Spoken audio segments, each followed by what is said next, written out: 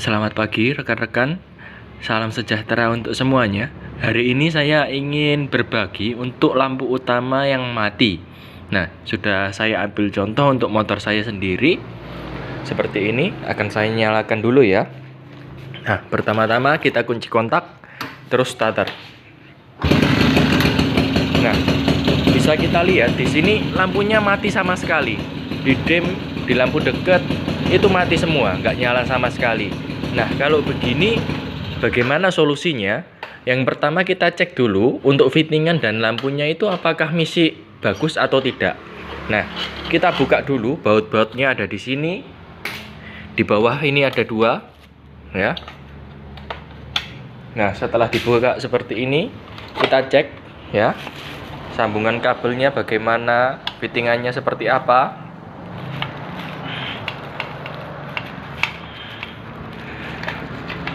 Nah, kita cek seperti ini. Nah, ternyata di sini bisa dilihat sudah karatan ya rekan-rekan ya. Yang ini karatan, yang ini enggak. Nah, bisa kita cek.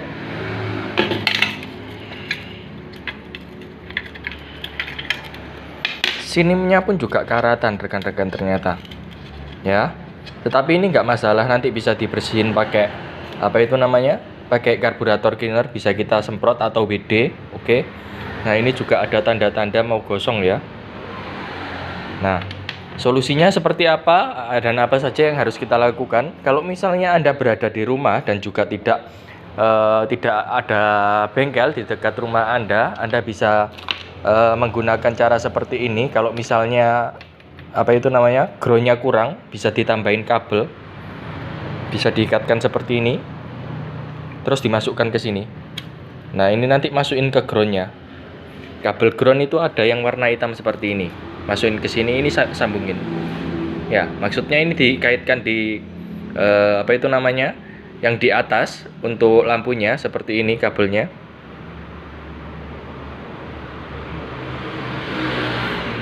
Ya, kabelnya dililitkan seperti ini. Nanti bisa langsung dipasang, dimasukin langsung ke sini. Nah, tetapi kita nggak pakai cara itu ya rekan-rekan ya, karena kita ingin menyembuhkan dengan cara yang benar. Nah, cara yang benar seperti apa? Kita lihat dulu tadi. Nah, fittingannya ini sudah karatan. Nah, fittingannya yang diganti ya. Kita copot semua kabel-kabelnya yang berkaitan dengan fittingan. Ini lampu dekat, lampu jauh.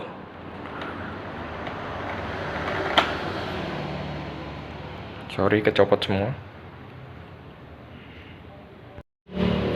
Oke, setelah kita copot tadi ya, kita sudah copotin semua. Ini fittingannya untuk lampu dekat, lampu jauh, sama ground. Groundnya ada di sini ya rekan-rekan ya. Nah, bagaimana caranya menyambungnya? Nah, seperti ini.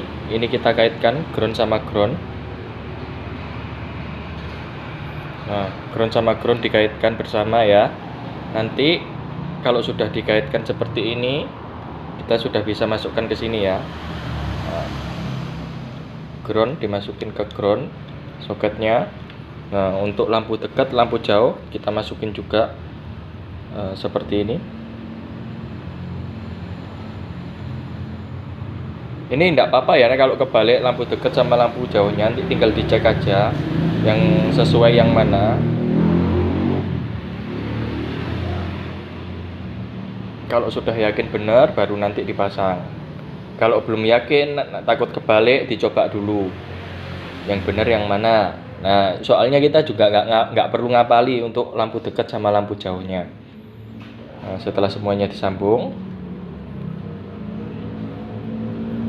sambungkan seperti ini. Oke, sudah disambung.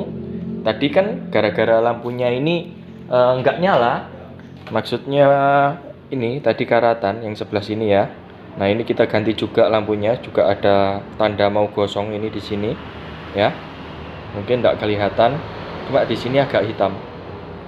Oke, kita ganti juga lampunya supaya masalahnya selesai semua ya rekan-rekan ya. Seperti ini. Nah, ini dimasukkan seperti ini. Oke. Setelah masuk fittingannya kita arahkan ke sesuai tempatnya. seperti ini. Nah ini nanti jangan lupa diisolasi kalau sudah yakin bener ya. Tapi kalau misalnya belum yakin bener, yang diisolasi groundnya aja supaya nggak nyentuh-nyentuh ya. Karena saya sudah coba dan juga sudah sudah beberapa kali masang. Jadi ini lampu dekat sama lampu jauhnya sudah nggak kebalik, kita langsung saja isolasi. Ingat, semua yang kita pasang, semua yang berkaitan dengan kabel itu harus ditutup, diisolasi seperti ini. Jangan sampai kita lupa, apalagi yang positif. Yang positif itu harus diisolasi semuanya ya. Tapi kalau bisa yang ground juga diisolasi supaya lebih amannya lagi. Seperti itu, diisolasi semua.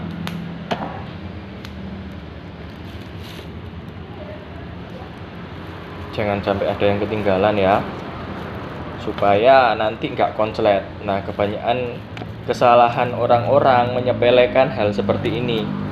Kabel yang terbuka itu nggak boleh sampai ada nempel sama ground.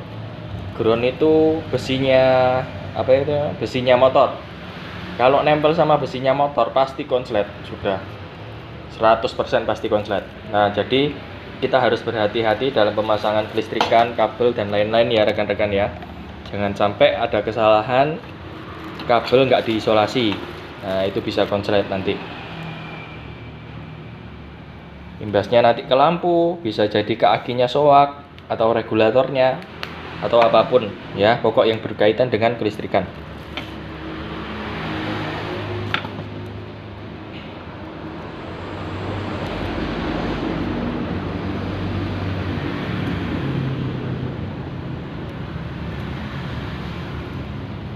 Oke, setelah diisolasi seperti ini, kalau bisa dibakar ya rekan-rekan ya. Cuma karena susah ini pengambilan gambarnya juga satu orang, makanya saya belum bakar dulu. Cuma ini buat contoh aja supaya supaya nggak kelupaan untuk isolasi ya. Nah, seperti ini sudah. Kita coba nyalakan lagi ya. Tadi kita pergantiannya untuk lampu sama fittingan lampu ya. Nah, kita cek.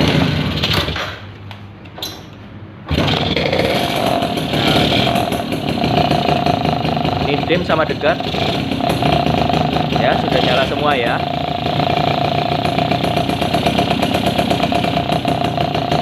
Oke, karena sudah nyala seperti itu untuk untuk lampu utama. Pada permasalahan motor ini sudah selesai ya rekan-rekannya ya. Cuma nanti tinggal dibaut aja bagian depannya sini sama dua yang di bawah. Oke. Nah, saya akan menjelaskan rangkaian jalur dari kelistrikan lampu sendiri. Nah, kita mulai dari sepul. Oke. Dari sepul ini ada yang namanya sepul penerangan, sepul pengisian, dan juga sepul pengapian ya. Dari sepul ini nanti kalau yang penerangan itu akan langsung masuk ke kiprok. Kiprok itu regulator seperti ini. Nah, apabila Anda sering mengalami kejadian lampu mati, nggak nyampe 2 minggu, nggak nyampe 3 minggu, lampu sudah mati. Lampu utama ya, terutamanya. Lampu utama kalau 2 minggu, 3 minggu mati, terus akinya soak, nah itu biasanya yang bermasalah ininya, yang diganti ininya. Cara ngeceknya seperti apa kalau ininya rusak? Nah, yaitu Anda cek. Ini tidak bisa dicek sebenarnya, tetapi untuk fisiknya sendiri ini akan panas. Kiproknya ini akan panas. Ya, maksudnya panas ini kalau dipegang itu nggak nyaman gitu loh, nggak nyaman dipegang tangan. Panasnya seperti itu. Kalau masih hangat itu nggak apa-apa. Tapi kalau sudah panas, nah berarti ininya sudah kena. Ya. Biasanya itu ditandai dengan soketnya sendiri itu sudah hitam, kabelnya juga sudah merepeli. Nah, itu nanti yang diganti ini sama soketnya, rekan-rekan. Ya.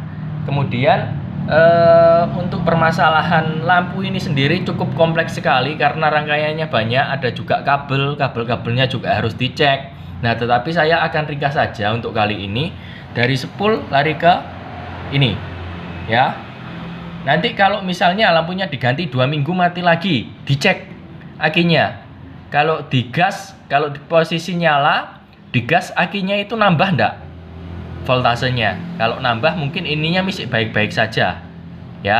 Tetapi kalau ngecek yang paling gampang, beli yang harga murah. Lampu utamanya beli yang harga 5.000, 6.000 sudah ada yang dapat ya. Atau 8 ribuan lah ada yang dapat. Kalau mungkin cari harga 6.000, 7.000 agak susah, cari yang harga 8.000 sampai 10 ribuan itu pasti ada di pasaran. Saya sendiri juga punya yang harga 10 ribuan ya rekan-rekan ya. Nah, coba diganti itu. Kalau misalnya tidak sampai 1 bulan mati, ya sudah ganti ininya aja. Cari amannya ya.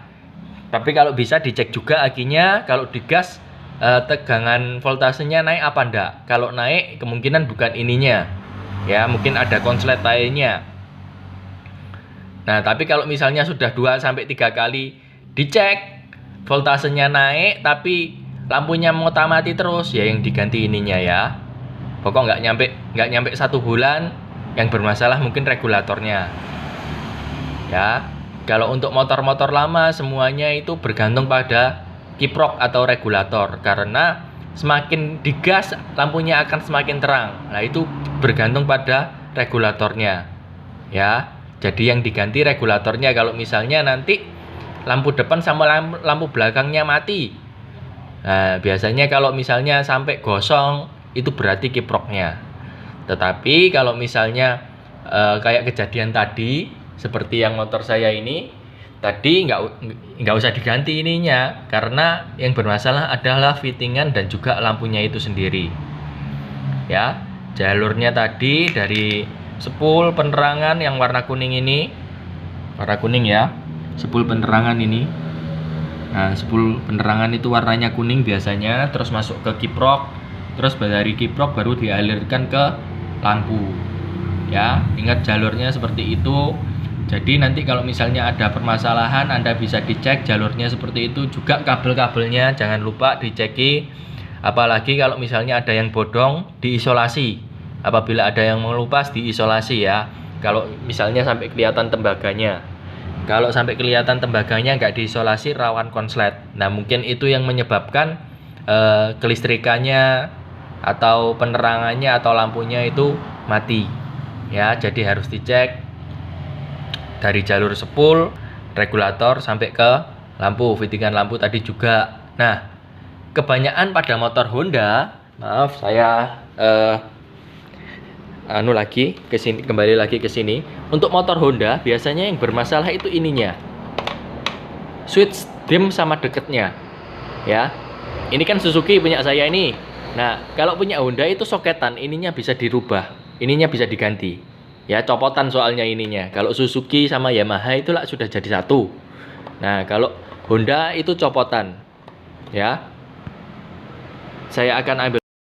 Nah, kalau pada motor Honda tadi yang saya bilang, soketnya itu seperti ini untuk dim sama deketnya. Jadi, ini bisa diganti juga, ya. Nah, kalau pada motor Honda kan sekarang sudah tidak pakai tuh yang switch sebelah kanan tuh.